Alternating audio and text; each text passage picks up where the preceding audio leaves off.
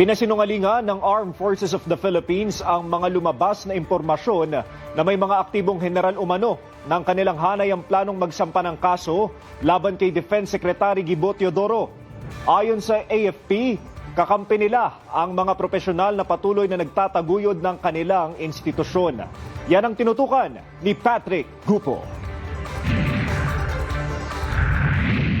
Mariing pinabulaanan ng Armed Forces of the Philippines o AFP ang mga paratang na may mga active generals umano na nagbabalak magsampa ng kaso laban kay Defense Secretary Gilberto Gibo Teodoro. Ito ay matapos ang pahayag ng abogadong si Attorney Russell Miraflor na may mga opisyal umano ng militar na may kaparehong reklamo laban sa kalihim kaugnay ng issue ng kanyang umano'y Maltese passport at citizenship.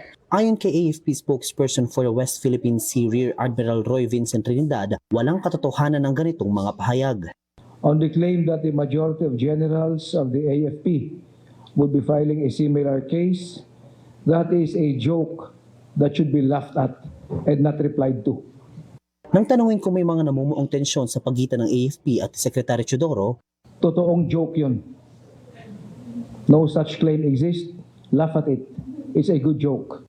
nauna nagsampa ng mga reklamong perjury, falsification of public documents, grave dishonesty, grave misconduct at conduct prejudicial to the best interest of the service ang ilang abogado at concerned citizens sa Pasay City Prosecutor's Office laban kay Teodoro. Iginit nila ang pagkwestiyon sa umano'y pagkakaroon ng kalihim ng Maltese passport at ang kanyang citizenship status. Ngunit ayon sa AFP, hindi dapat binibigyan ng bigat ang mga hindi verified at walang basehang paratang.